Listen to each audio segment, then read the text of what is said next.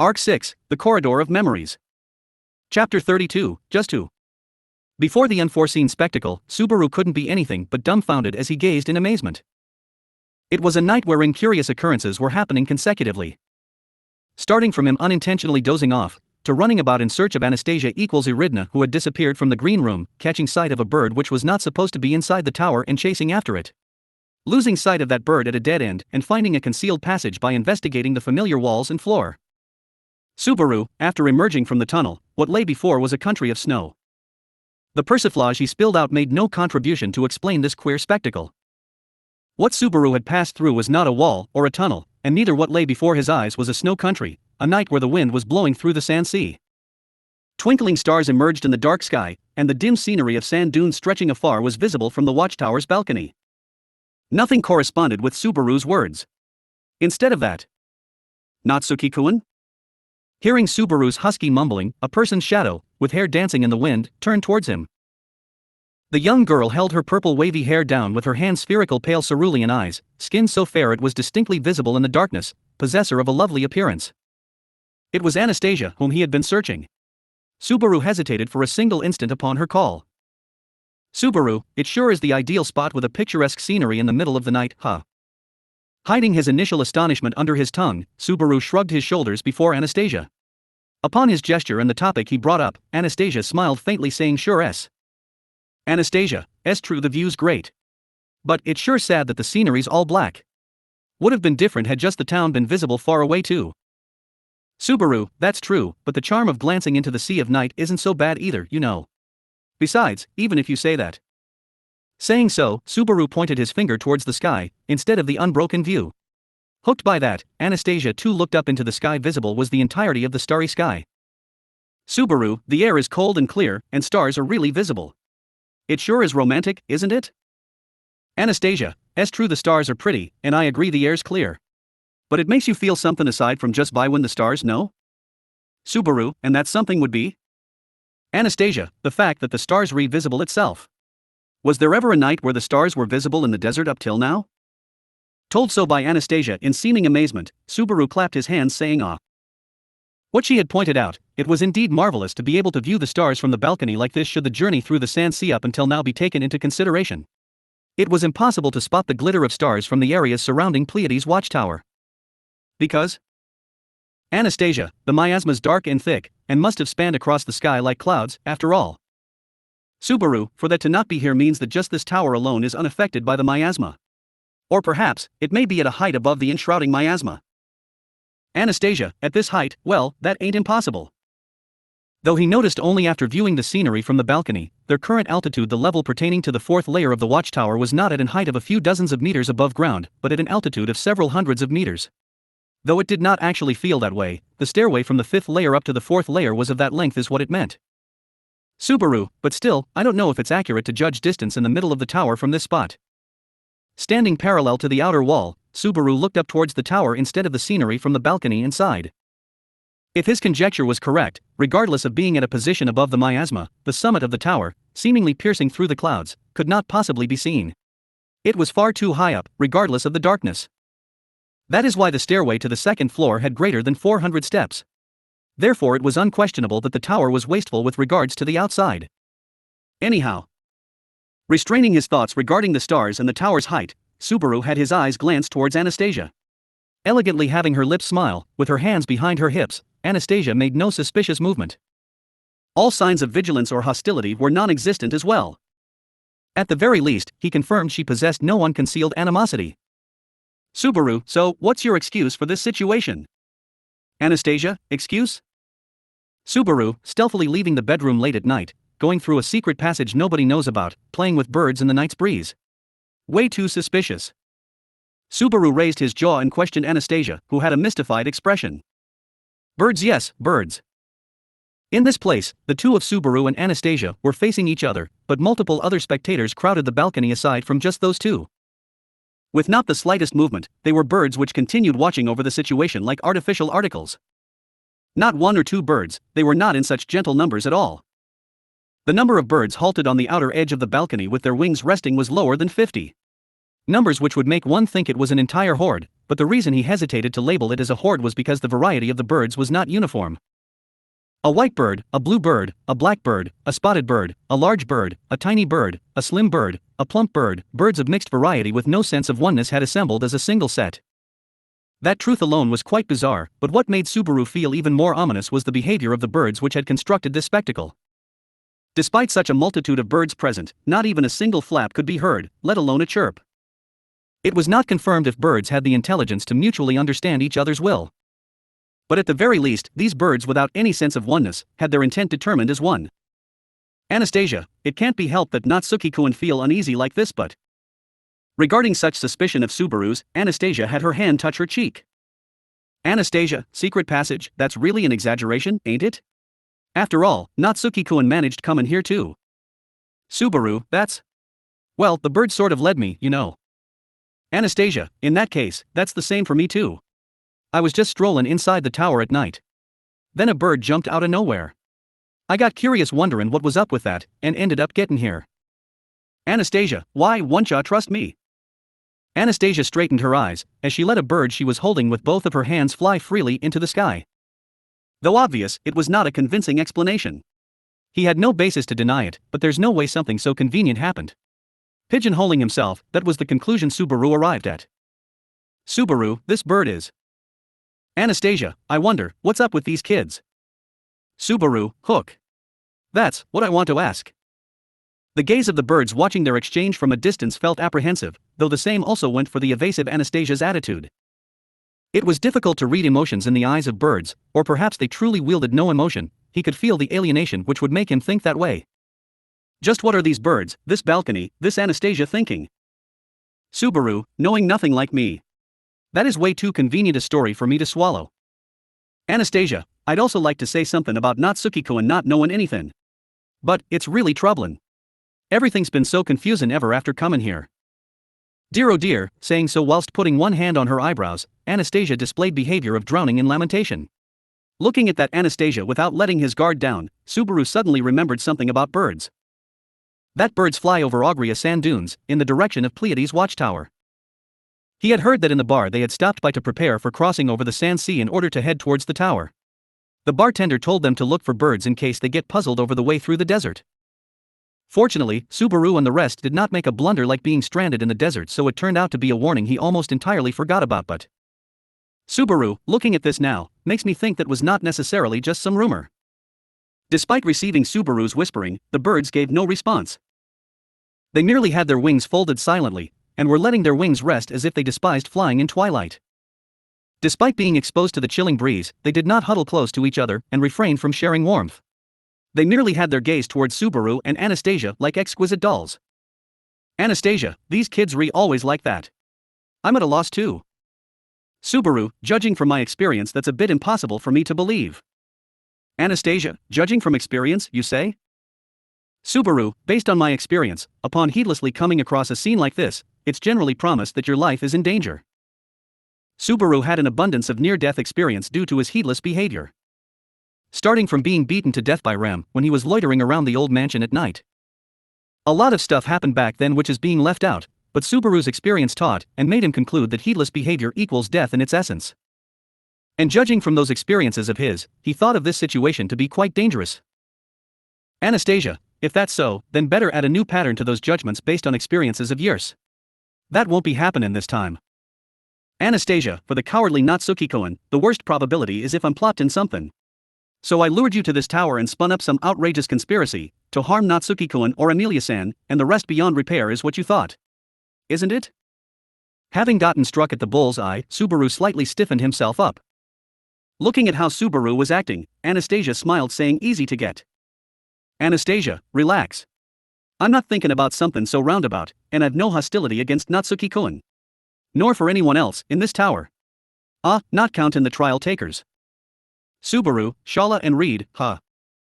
The moment he voiced those names, Anastasia silenced herself with a bitter expression.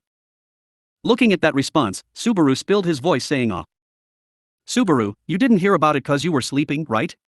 About that guy who newly appeared for the trial of the second layer. He is Reed Estrella, the first-generation sword saint. It seems like the arrangement was to have him appear from the past. Anastasia, this tower has a questionably outrageous layout. I wonder just what was its creator thinking. Receiving Subaru's explanation, Anastasia lowered her voice and added one more thing at the end of her repulsed comment. Sensing the omission of the Kararaji dialect's accent in her tone, Subaru halted his breath. Up until now he had intended to treat her and deal with her as Anastasia. But after all, the true nature of her, who was before his eyes like this, was. Subaru, right now, only you and I are here. How about talking your heart out frankly? Anastasia, WH. Subaru, to be honest, I can't make any progress with you, who is wearing the mask of someone else. No matter what I'm told, it's impossible for me to trust you down to my very core. That's why. You say that you want to exchange words with me, not the me who acts as Anna.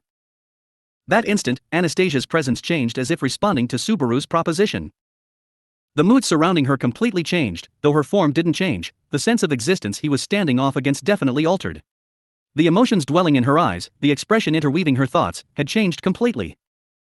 And, before Subaru, who halted his breath witnessing this transformation, Anastasia no, the artificial spirit Echidna, who had been acting as Anastasia, slowly turned towards the outer edge of the balcony. With not a railing to prevent falling, only a fence of a pathetic height is all that the outer edge possessed. She slowly placed her hips on that fence and gently caressed the head of the small white bird standing still right beside her. And Echidna, it is indeed the first time we've exchanged words with just the two of us all alone here. Saying so, she accepted Subaru's proposal with a fleeting smile. Echidna, won't you come here? Subaru, no, I mean it doesn't have a railing, and my counter plans for safety are way too incomplete, so nope. Echidna, not at all, I won't push you off even if you get closer with your guard down, you know? Subaru, no way am I trusting that tone. You're just like the original when it comes to stuff like that. Subaru distorted his lips before Echidna, who was sitting at a boundlessly hazardous spot, and invited him without any malice.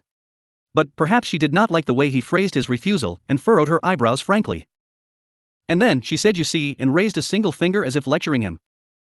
Echidna, I've told you several times, but how about you stop viewing me together with that original witch or whatever? To say it clearly, it is nothing but unpleasant to be compared with someone unknown. That is, even if it is my own creator. Subaru, that goes for this manner speaking too, but I guess so, my bad. I'll be careful. Echidna, kindly be. Echidna appealed to Subaru with the same appearance and voice as Anastasia. In all honesty, from what he had pointed, it was truly just like the tone of the ill-natured which Subaru was acquainted with. Her insistence comprised of a circumstance whereby he must earnestly nod in assent. The truth is, if Subaru was told he was in existence similar to Echidna, it would be an opinion that would make him respond with something that would be terribly dishonorable as well. Anastasia, with that being said, your worries are quite right. Seeing someone night after night head to a place noticed by nobody all alone would naturally make one suspicious. However, on top of accepting those misgivings as a matter of course, I shall deny your misgivings once again. Subaru, you sure are bold to be touching that bird without even being vigilant. Anastasia, did you hear what I said just now? Subaru, I heard it indeed. Immediately, their comments were at crossing paths with regards to each other. However, it couldn't be helped that what was far more mysterious to Subaru was the small bird, how she was caressing the ominous small bird's head like it was some artificial article than what she was saying. Things would have been different had this been a park in the afternoon, and the birds gave a further spirit reaction though. Subaru, aren't you afraid that you'll get killed if they, swarm together and peck your entire body? Echidna, well, your imagination is far more frightening. You won't say that this is another one of your judgments based on experience, would you? Subaru, you see, something happened where cute-looking rabbits jumped on me with all their energy. And things turned out like that. Thus ever since he had been nervous of a large number of animals gathering at one spot. Piling up multiple experiences of return by death, he had confirmed and could claim that there existed no easy death, but that memory was a remarkably awful manner of dying. Anastasia, you're actually making a pale face, so I won't put pressure on you. It's not as if I am affectionately familiar with these birds, either. Perhaps due to seeing Subaru's face get increasingly pale, Echidna promptly retracted her hand from the small bird. And then putting both of her hands on her knees, she once again gazed towards Subaru saying, well then. Echidna, you suggested me to let my heart out frankly. I wonder, what do you want to talk about with myself who has forgotten about behaving like I was Anna? Subaru, for now, your relationship with this place and these birds. Echidna, regarding that, I can only respond with what I had answered as Anna. I was led to this place by a bird as well. Until then, I had not the faintest clue. Just. Subaru, just?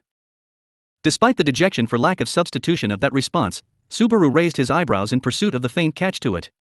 Slightly hesitating upon his reaction, Echidna continued. Echidna, to be completely honest, I was thinking of asking you the same thing. Subaru, asking me the same thing?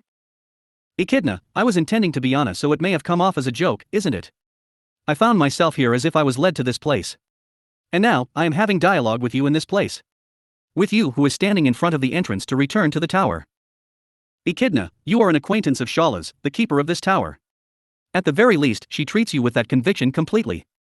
Taking that into consideration, being informed on top of just the two of us being in this place does seem cowardly to me, but... Engulfed by the words Echidna voiced, Subaru was unable to interrupt her comments. Before that, Subaru, Echidna cut her words off once, and whilst retaining Anastasia's face, presented a question. That question was... Echidna, Natsuki Subaru, just who are you? Subaru, just who you say, but... Echidna, let's go back to the time before heading to Priestella.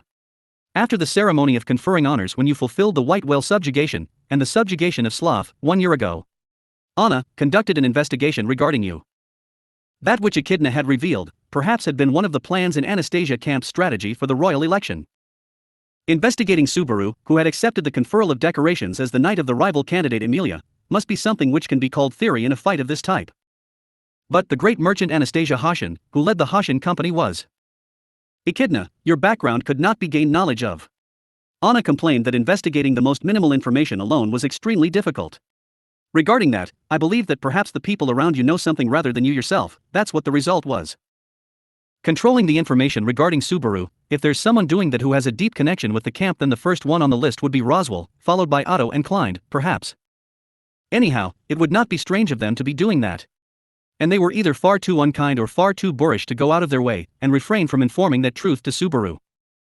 Echidna, after all, what could be reached was only around the little happening you got involved with in the capital right before the commencement of the royal election. When Knight Reinhardt discovered the candidate felt, there is evidence that he happened to catch sight of you. But that is all. Any records prior to that were not supposed to exist. Henceforth, Echidna, though it's Anastasia in this case, Anastasia's investigation had followed up Subaru's footsteps nearly perfectly. Excluding the fact that that was an insufficient result for them. Echidna narrowed her eyes, as Subaru silently wondered how he should respond. Until now, he has had multiple experiences of being unable to convey the information from return by death and burying it within himself, and subsequently suffering due to being unable to share the information. However, this was a first-timer for him. For the question to be just who Natsuki Subaru was, and the unidentified nature of his origins acting as chains. Subaru, I am... Echidna, and that's how I just lined it all up. Subaru, ah? Echidna unfolded both of her arms before Subaru, who tried to somehow wring out some words with a serious expression. Her tone was far too indiscreet, as Subaru stood dumbfounded. Receiving Subaru's reaction, Echidna nodded, saying hum with a satisfied expression. Echidna, Anna and I recognized you, as a newcomer knight with a pile of extremely meritorious deeds, with that kind of an unknown background. That was, until Priestella.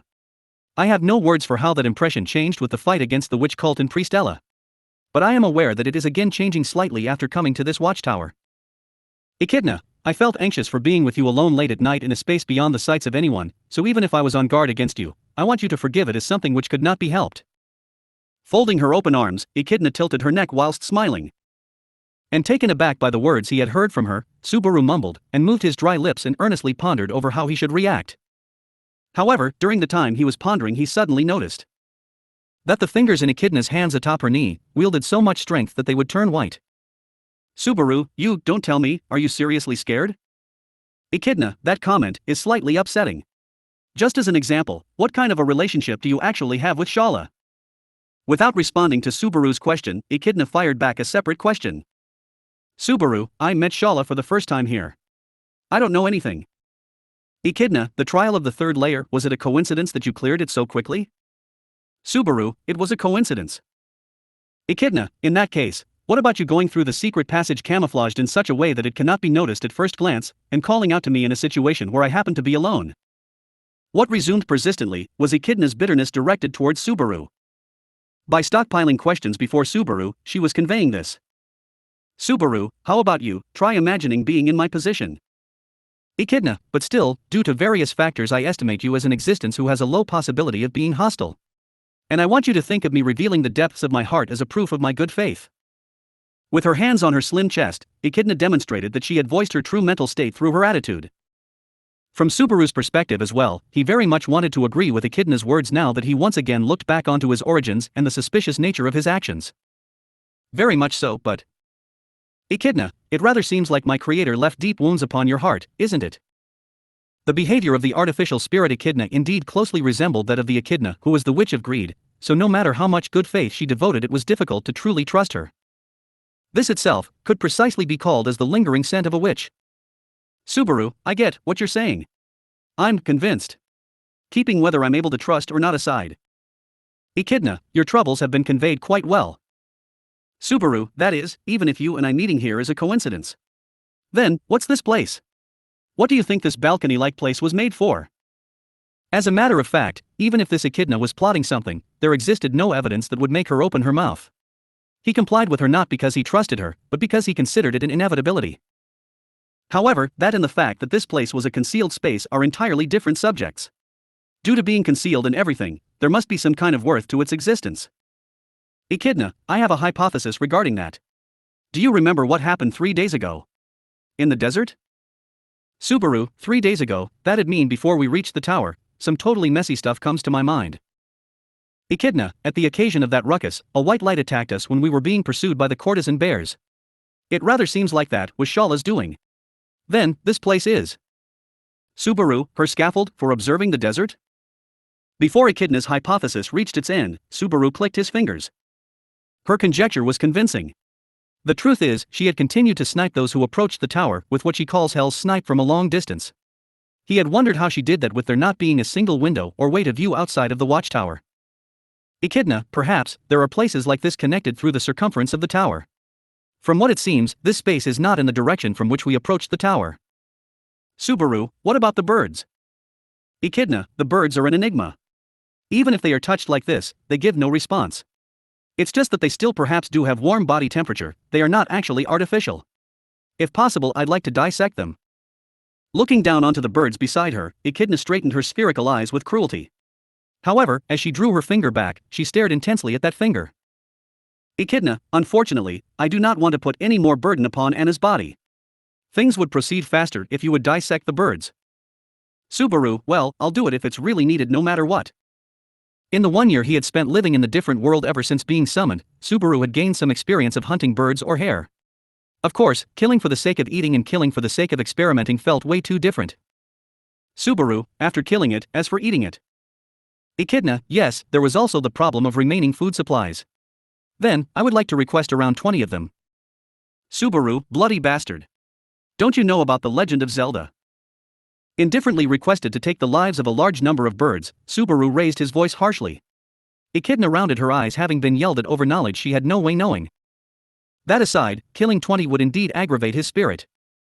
Subaru, besides, upon killing there would also be some movement in these countless birds too, you know? Echidna, that seems undeniably frightening. In response to Subaru's distress, Echidna also put her hand on her mouth. The birds gave no reaction to the perilous conversation of the two, but their gazes alone were unchangingly fixed upon the outsiders to this place, that is, Subaru and Echidna. With the word sky burial accidentally appearing in his mind, Subaru detained Echidna's prompt judgment. Subaru, if we're going to do it, then let's do it after making some preparations. For the time being, let's keep it for later. Echidna, no attitude of running away either, huh? Got it, very well. The truth is, it's difficult to even think about what could be gained from investigating these birds. Subaru, please stop with an atmosphere of stuff like the spirit of inquiry or comments on the success of thirst for knowledge. Echidna, He thought that Echidna, despite truly not knowing the nature of the witch, maintained a behavioral style similar to the original and resultantly he never let his guard down. Henceforth Subaru ignored that aspect, and threw a question towards the spirit aspect of Echidna, which was unlike the witch. Subaru, I didn't really confirm it properly, but how's Anastasia-san? Echidna, just like earlier. Even now, Anna is continuing to sleep within the depths of this body. I've never dwelled in the body for this long, so I would be lying if I said I'm not getting impatient. Subaru, impatient? Subaru considered the nuance and thought she must be talking about wanting to return to her former body, but Echidna shook her head left and right saying that's not it. Echidna, so far as it goes, Anna and I have a contracted relationship of a spirit and a user. Though it's an imperfect relationship. An imperfect spirit, along with an imperfect user. I believe I have spoken about Anna's body. Subaru, about there being some defects in the gate and stuff.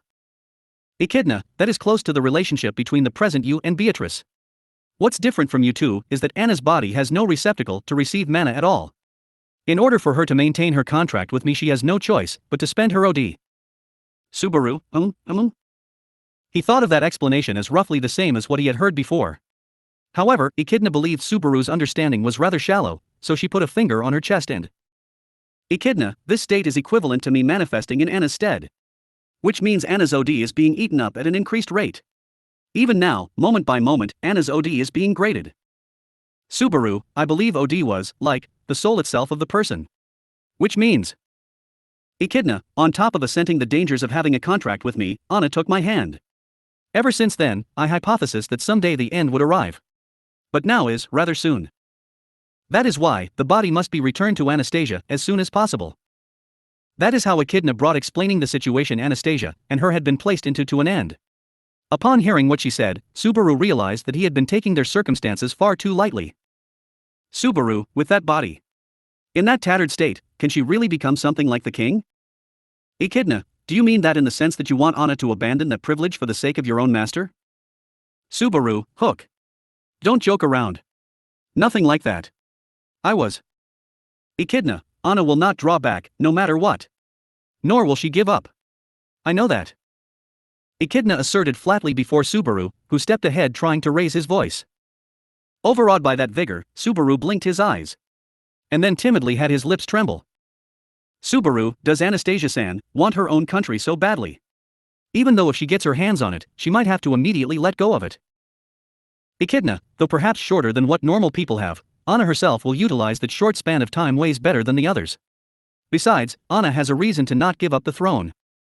Against Subaru's powerless voice, Echidna declared putting her trust in Anastasia into it. And recited her reason to not give up the throne. It was Echidna, because she wished for it. Echidna, who had already stood up, conceded towards him and faced Subaru head-on from the center of the balcony.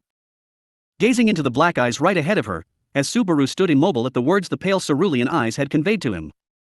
A heaviness unlike that of Pleiades' watchtower, of the trials, pressed Subaru down. Immobile, speechless. Nor did Echidna say anything. And instead of the motionless two, only the sound of flapping wings slashed through the chilling night. The sound of flapping wings came from behind, as it was appended to the flock of birds who were resting their wings. Once again a single bird flew towards the balcony. From behind. Just as before, Subaru had been standing with his back turned towards the outer wall of the watchtower. If a bird flapped its wings behind him, then it unquestionably came from the interior of the watchtower. Echidna, Subaru, had reached this place upon being led by birds.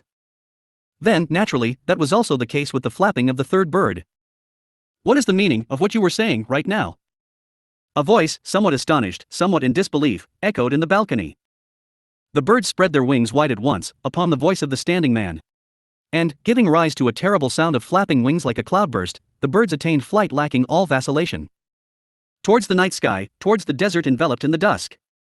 Leaving Subaru, Echidna to seemingly drown in an ocean.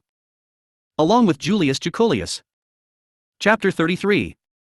Left behind by a myriad of fluttering feathers, Abyss descended on the balcony in the night. Fearless birds spread their wings and took to flight into the murky night sky. One could almost say that falling from that lonely sky would have been easier than remaining in this place. If only that were true, Subaru would have wholeheartedly embraced that notion at least. Aside from this suffocating situation, that would have been the next worst thing. The location was the watchtower, on a balcony hidden by the night. Julius stood there, blocking the doorway, with doubt carved into his handsome features and rigid cheeks. In front of his line of sight were Subaru and Echidna, who had been secretly conversing in the night. Oh, Julius, she would have been Anastasia, since they looked exactly alike. Julius, what you said just now, what did you mean? In that tense, congealing space, Julius repeated this over and over. The bewildered content of his words was no different from the moment before, but his voice sounded weaker with every repetition, like proof of the depth of his sorrow. When did you start listening to the conversation? Faced with Julius' question, Subaru forced his halted thoughts to move, and landed on this question. When did he start listening? That's the most important thing. The content of that conversation with Echidna equals Anastasia just now was definitely not something he should have been allowed to hear before he had been prepared. For in this watchtower expedition, the secrets kept by Subaru and Echidna were simply far too deep. Things ranging from artificial spirits, which of greed, authority of gluttony, and their various implications. Subaru had hidden them all from Julius, having judged that they would only complicate things and bring him nothing but suffering. More than anything, was the fact that Anastasia's spirit was sleeping, and that right now, the one inhabiting her body was the artificial spirit of Ekidona. In other words, Anastasia, come on, Natsuki-kun, stop looking like that. Subaru, huh? Suddenly, lightly poking the stiff Subaru in the chest with her finger, Ekidona put on a charming smile. Her tone and attitude were so perfectly like Anastasia's, that for a moment, Subaru bulged his eyes in stupefaction, and could not be entirely certain what was happening. Leaving Subaru behind, as if dancing, Ekidona did a turn on the spot, and... Anastasia, I'm sorry, Julius. But it's not like we're leaving you out of the loop, you know. I just thought I'd talk with Natsuki-kun about some of the important things that'll be happening after we leave the Pleiades watchtower, that's all. Anastasia, we had to leave the green room since Ram and the baby ground dragon were there, you know? It's not like we're afraid of any special secret leaking out, but I was just in the mood for something extra secretive. So we moved around.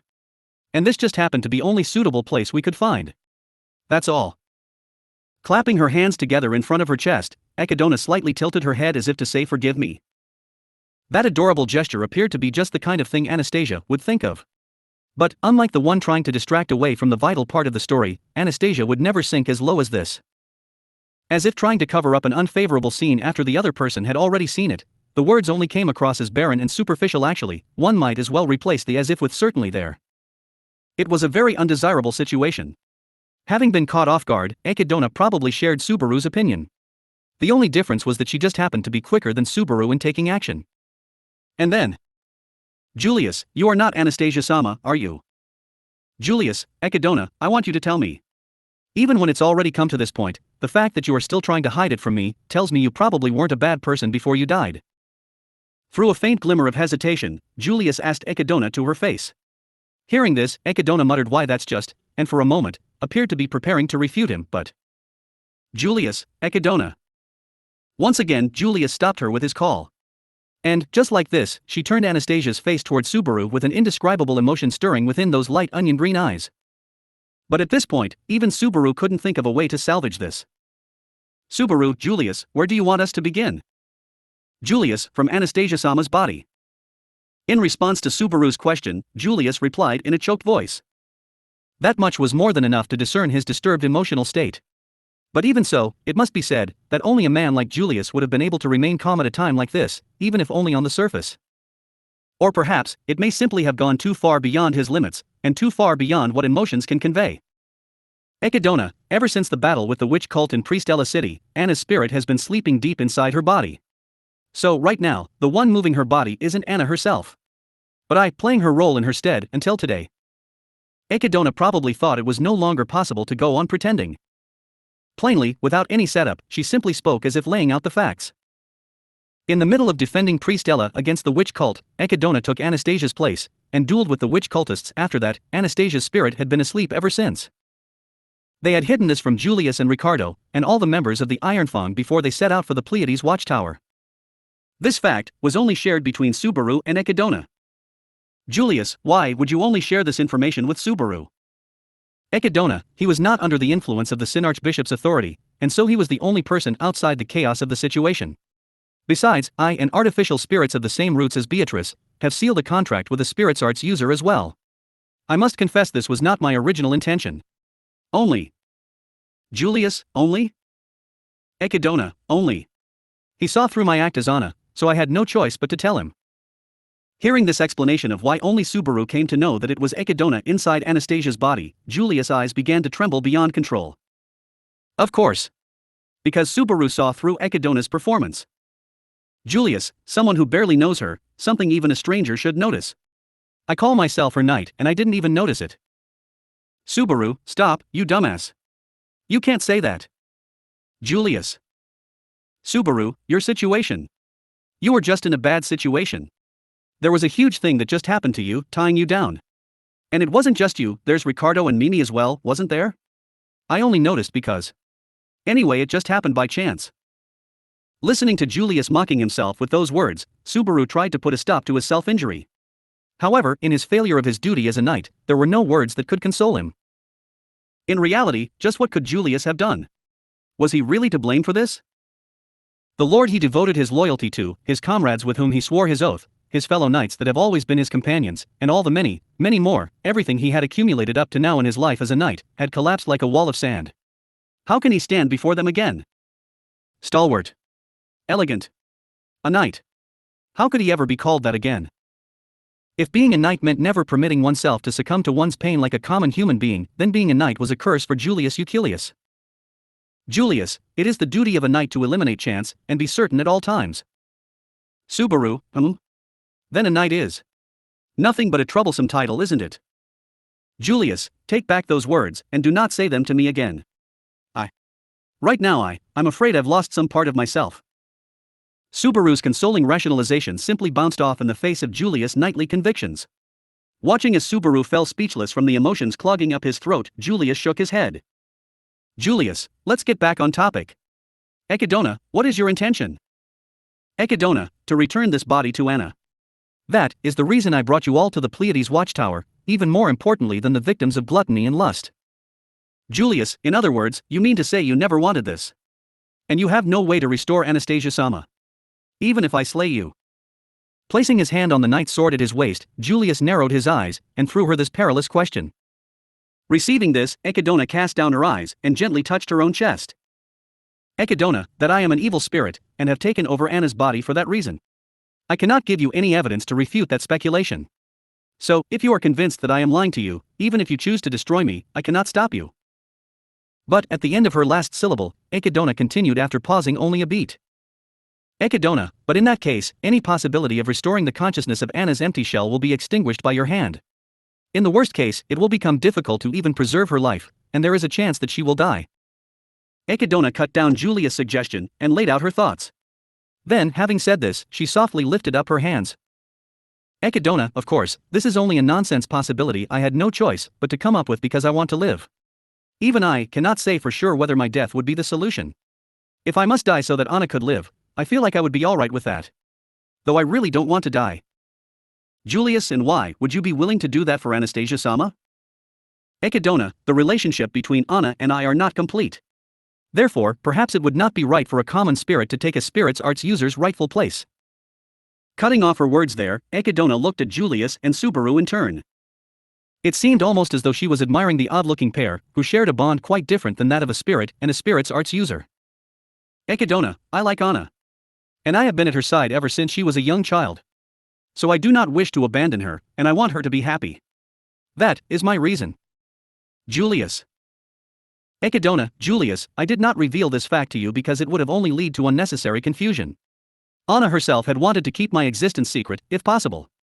In fact, she was the reason I had remained hidden all the way until what happened in Priestella. It was all thanks to that child. Even back in Priestella, Julius would have been quite shocked if Anastasia announced that Echidna had been hiding inside her all that time. Subaru, who had prioritized retrieving Amelia above all else, could not possibly imagine what storm must be churning within Julius' chest at that moment.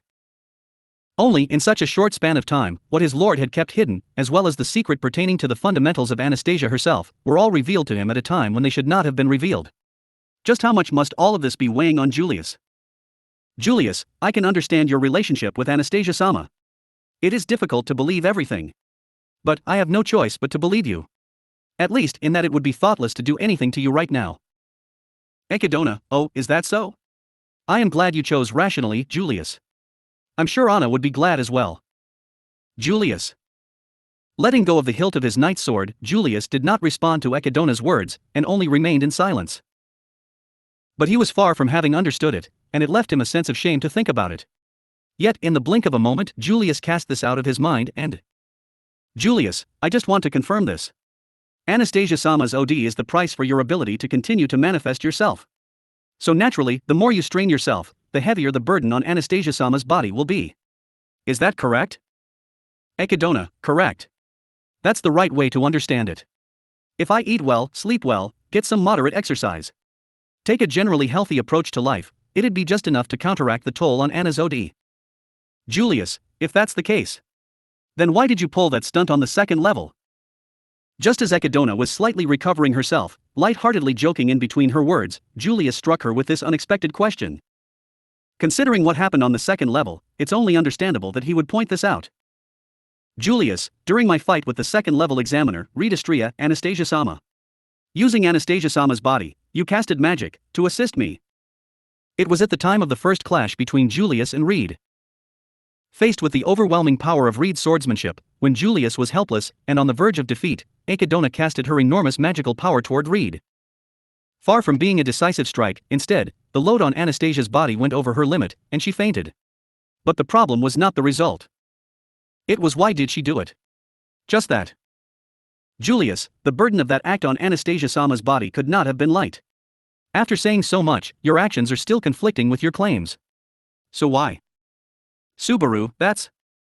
What Julius pointed out was also what Subaru had been wondering.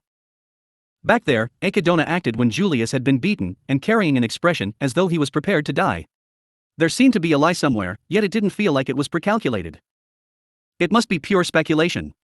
But could Akidona have chosen to help Julius simply because, living inside Anastasia, they had already spent so much time together? Could it be something as simple as that? However, to Subaru's doubts, and to Julius' question, Akidona only replied I'm sorry, and deeply bowed on the spot. Akidona, even I feel like a failure there. How should I say this to a bystander? It might just seem embarrassing, but I made that decision from a strategic point of view. Julius, a strategic decision? Akidona, at the time, I had no idea whether the examiner of the second level had intent to kill. If I did not do it, we might have lost the fighting power of Julius. Of course, I wanted to avoid it for Anna. Besides, Redistria had his back turned. And so it seemed a perfect opportunity in my eyes. But not only did it fail, I've caused you trouble. Apologizing and adding one more at the end for good measure, Akidona slowly raised up her body. There were no contradictions within her explanation. While it was true that to a bystander, it would have looked like foolish behavior, Subaru couldn't find any basis to refute her reasoning. Emotional ones aside. Could such a story really be swallowed so easily? But before Subaru could pursue the point any further. Julius, all right. But please be careful not to do anything rash in the future. Not for anyone else, only for Anastasia-sama. Akidona, understood. Subaru, wa-dash. Julius gestured that he had understood and accepted, and nodded back at Akidona. Watching their exchange, Subaru kicked at the floor as if he wasn't sure if they were joking. Subaru, how can you be convinced by that? Julius, Subaru, I am convinced. Akidona will refrain from doing anything rash in the future. What else is there to say? This is a matter between Anastasia-sama and Akidona, and between Anastasia-sama and myself. Subaru. Julius, it seems you have been caught up in this by some strange mistake. But this is an internal matter within the Anastasia camp. This is not your pain to bear. Listening to Julius trying to distance him from the problem, Subaru clenched the back of his jaw. It's not as if Subaru was carrying this pain because he one-sidedly wanted to. Subaru, whether or not I take this upon myself is my own business, isn't it? Julius, so you can take this upon yourself, yet deny me the right to face my own problems? I don't seem to recall you ever telling me about Anastasia-sama and Akidona. Subaru, guh. Julius, sorry. I shouldn't have said it. But it is the truth. Wrenching this out in a choked voice, Julius turned his eyes away. Within that voice, that stubbornness, Subaru finally noticed it. Julius had not remained calm at all. Far from hiding the tempest raging in his heart, he could not even keep it from seeping through to the surface. Having lost his own existence, even the one thing that remained to him, his loyalty to his lord, was a lie, and their promise to tell each other every concern had been broken. Even so, the man named Julius was not supposed to be subject to emotions. Julius, I don't intend to argue. For Anastasia-sama, we must find a way to deal with this situation as soon as possible.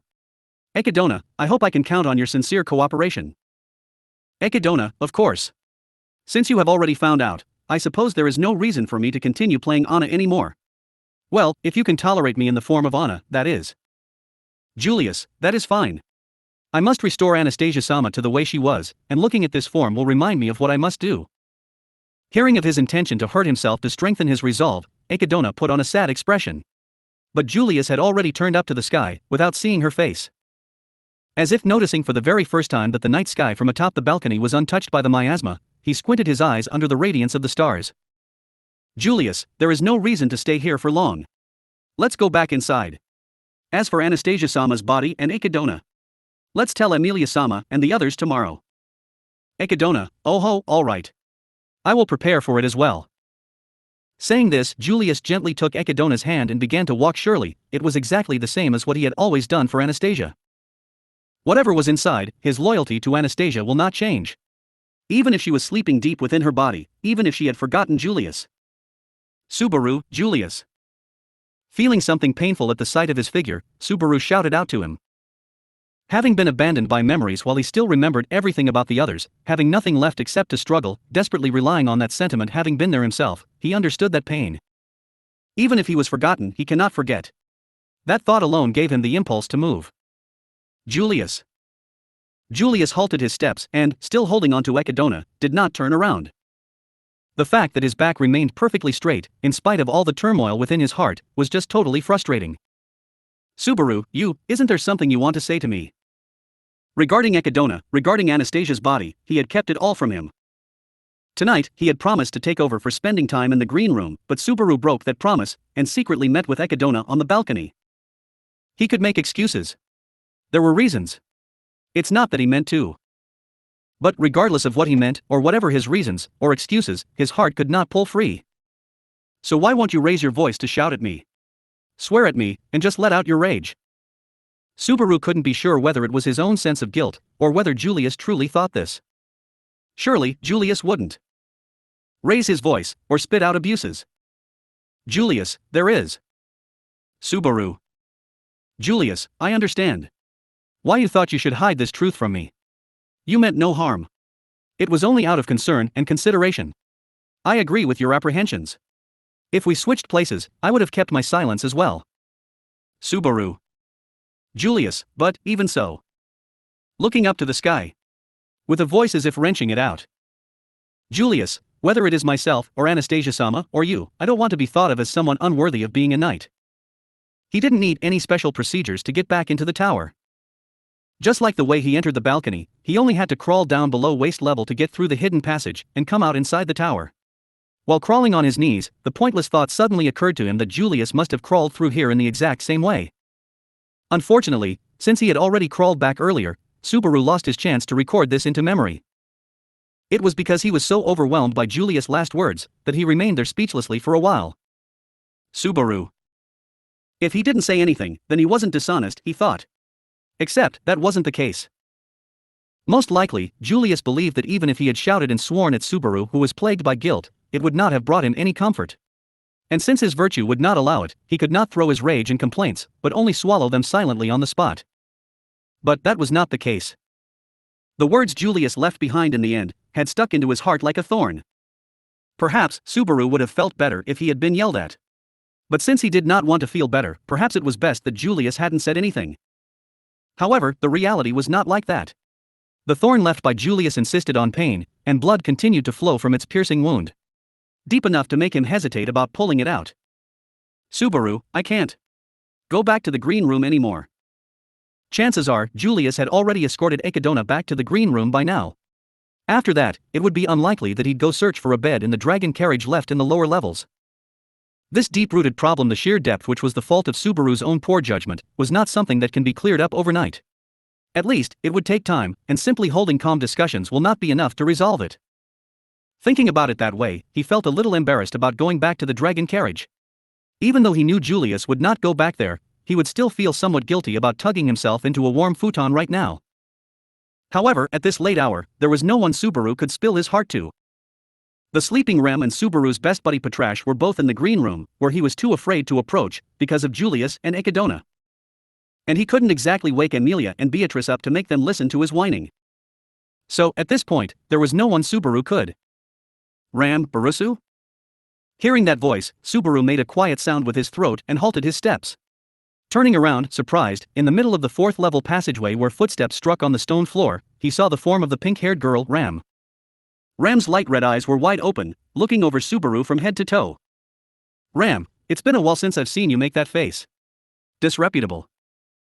Subaru, why were you immediately saying that right after we meet? Come to think of it, what are you doing here this late? Ram, I could ask you the same thing. Although, what Barusa could be up to at this hour would be unimaginable. In front of Ram, who crossed her arms as she approached him, Subaru tightened his cheeks at her words. Just the thought of what she might actually be imagining pulled a shadow over Subaru's face. Seeing Subaru do this, Ram shrugged her shoulders sadly. Ram, anyway, you were bothering Rem with your whining again, weren't you? Even though Ram's little sister is cute and forgiving, don't be too unreasonable. Subaru, yeah. Well, you're right. Ram, Seeing Ram's eyes slightly widen as she heard this, Subaru let out a bitter smile. He didn't tell her his true feelings, but only what she might have guessed based on his daily activities. It was true, just as Ram said, that Subaru often spent his nights at Rem's bedside. In fact, he had already done so tonight. And it was only natural that Ram would think he had just left. But today, it was not only that. Ram, stop making that miserable face. Subaru, ugh.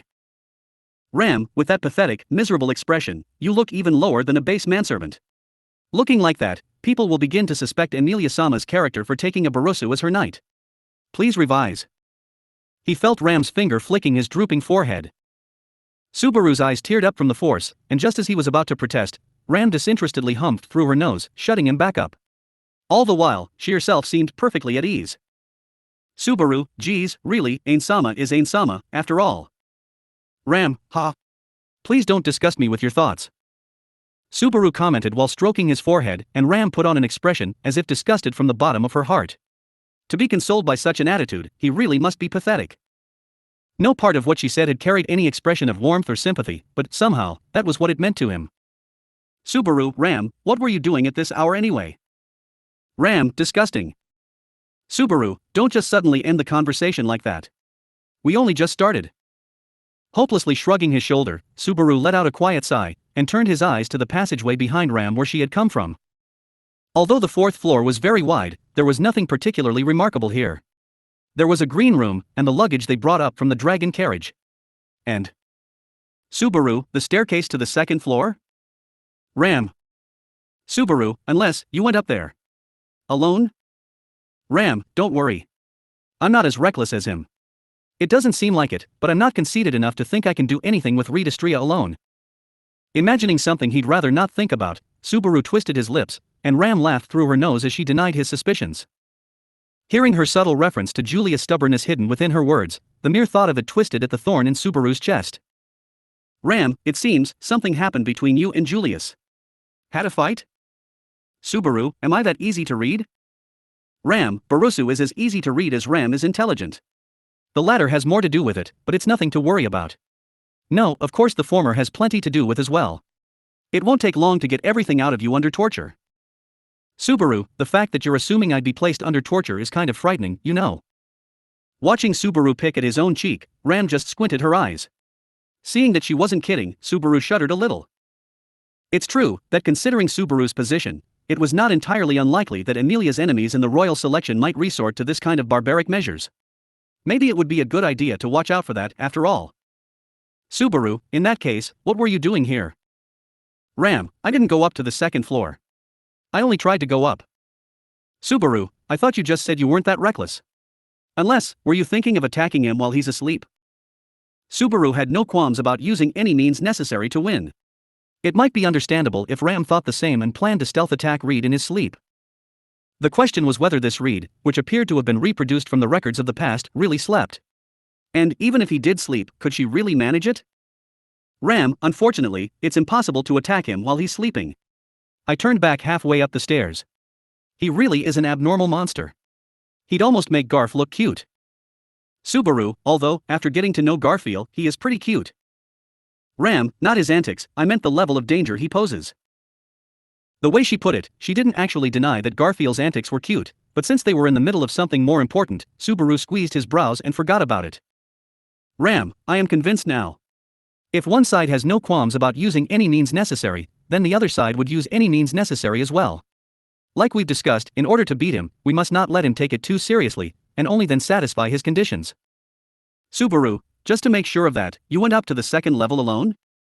Ram, do I have to say it again? I didn't go up to the second level. It's too difficult for Ram at this moment. Confirming that they simply weren't strong enough, Ram warned of the need for preparations before challenging the second level again. Speaking of needing more time, the thought of his argument with Ekidona and Julius resurfaced once more, and Subaru couldn't help but take on a difficult expression. Ram, Barusu? Subaru, and no, it's nothing. Well, it's not totally nothing, but it doesn't matter right now. Most likely, we'll have a proper talk tomorrow. Ram, a remarkably ambiguous statement. Subaru, that's kinda what I was going for, but it's not what you think. As expected, even here, I've done something ungrateful, and it's a bit hard to recover from it this time. He's done enough for now. It was a strange crack that he wasn't sure if he could completely mend, and he wouldn't want to complicate it any more and spread the crack even wider. Watching Subaru go limp, Ram still wasn't convinced, but decided to let it go. Ram, in any case, conquering the second floor. Defeating Reed will require more time and effort. At least, it would be nice if we could count on Shala's support. Subaru, well, it wouldn't be exaggerating to say that she couldn't exactly be counted on. Although, if she didn't help us earlier, we'd all be charred black under the sand right now. Without Shala, they would never have been able to reach the exam on the second level in the first place. But even with that in mind, she had been a disappointing sage ever since they entered the tower. Of course, if they could borrow the examiner's own hand to pass the exam, it would be quite exceptional indeed. Ram, if we only ever take the high road, we're bound to get stuck in a deadlock here. Subaru, it's not like I think it'd be better to take a more innocent approach. But purely on a case-by-case basis. It just wouldn't work this time. Ram, you say that so effortlessly. Ram doesn't have that kind of leisure. Dissatisfied with Subaru's answer, Ram shrugged her shoulders. And, while slowly turning her back. Ram, if you don't go to bed soon it'll hurt your performance tomorrow. I'll head back to the dragon carriage as well. Subaru, yeah. He wanted to explain why he couldn't go back, but it was too difficult. On the other hand, looking back and seeing Subaru mumbling this way, Ram spilled a small sigh. Ram, as you like. But if you drag us down because you didn't get enough sleep, I'll twist it off. Subaru, no. Twist what off? Ram, I'll leave that to your imagination. With a wave of her hand, Ram headed in the direction of the stairs to the lower levels. Without touching on what he didn't want to touch on, leaving him to stand up by his own efforts, could that have been her consideration? Watching the thin back walking into the distance, even know that she won't see it, Subaru raised up his hand. Subaru, good night, Ani-sama. See you tomorrow. Ram is not Barusa's Ain-sama. Stop calling me that. Her last denial carried no strength within it, as if she had already accepted, and only resisted for the sake of it. Watching Ram's figure disappear after leaving those words behind, Subaru clicked the bones in his neck and whispered, what am I gonna do now? He can't go to the dragon carriage anymore. And it's too difficult to return to the green room. In that case, he could either find some other place to rest until the morning, or find a place where he could do something meaningful with his time. Subaru, if I just want a place to sleep, I could find a suitable room. The top candidate would be the room where they stored their luggage. The dragon carriage's cargo and food supplies have all been moved into that room, though it'll be hard to find something he could use as a pillow. The bottleneck was just how to find some way to reduce the pain on his body, while sleeping on the floor, aside from sleeping in the dragon carriage. Or Subaru, think about how to conquer the second floor, how to defeat Reed. Honestly, that would be the most constructive choice. Most of the problems surrounding their current situation were about capturing this watchtower. Though it can't be said with certainty, it would nevertheless play a huge role in improving their situation. That evening, the consensus they reached on how to defeat Reed was to make him not take something seriously, and then seriously satisfy his conditions, or something vague along those lines. At the very least, if there was a chance he could reduce some of that vagueness. Subaru, that's it. And, coming to this point, Subaru snapped his fingers. As the idea flashed through his mind like a lightning strike, Subaru changed the direction of his steps with a bash. Subaru, if this goes well. Though he cannot say for sure, it should be a move that could greatly advance the situation. Setting his heart on that thought, Subaru sprinted toward his goal. In the watchtower in the night, loud, spirited echoes of Subaru's footsteps rang out. Only the lonely echoes of a single person's footsteps. The sensation of waking was like the moment of emerging out of the water's surface. Pulling the dreaming, unconscious body upwards, using a breath to restore the entire body to reality, the consciousness slowly reawakened, and breaking through the water's surface, he was born. If sleep was death, and wakefulness was life, then that description would not have been far off. Anyways, such poetic sentiments aside, he gradually began to wake. Subaru. Hey, Subaru, are you alright? Subaru, the wah. The moment he opened his eyes, immediately stricken by the beautiful face in front of him, Subaru rolled to the side. And, not rolling very far before running out of surface, he dropped a short distance and landed on his shoulder. Subaru, Njaya. Eek. Subaru, you alright? Why did you start rolling all of a sudden? Subaru, and no, it's not like I willing decided to roll or anything.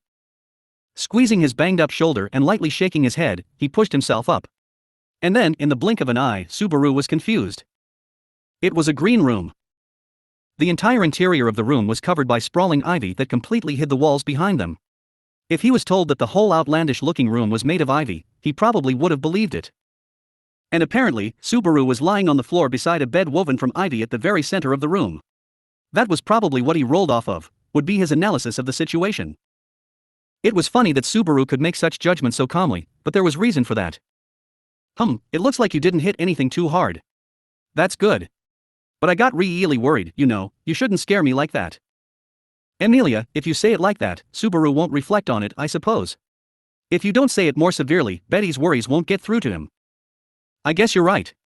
But I'm surprised Beatrice would be saying that. After going into such a panic when you couldn't find Subaru, you were almost in tears when you found him lying there. You don't have to mention that part, can you not mention that part, I suppose? In front of his eyes, the conversation started going out of control. Nodding stupidly to the rhythm of the bickering that made him want to smile, Subaru turned around. Sitting on the floor and breathing behind him was some kind of huge animal. Subaru. There was a giant lizard. With black scales covering all over its skin, it was a huge lizard the size of a horse. The strangest part was that it was gently snuggling up to Subaru's neck with its nose. Seeing that it was friendly, Subaru gently petted the lizard on its head. And then, he let out a sigh. Subaru, in other words, this is it. Calm and collected, slowly, he breathed out these words. Seeing Subaru like this, the two girls in front of him tilted their heads. Plus, Subaru? And, like two sisters speaking with the same breath, they simultaneously called Subaru's name. A silver-haired girl who was so beautiful that his eyes wanted to explode, and a fairy-like little girl in a pretty dress. A beautiful silver-haired girl, a drill loli, a giant lizard, and a room made of ivy. Subaru opened his mouth wide, and shouted it out. Because this is. Subaru, I've been summoned to a parallel world. End of chapters 32 and 33, just who?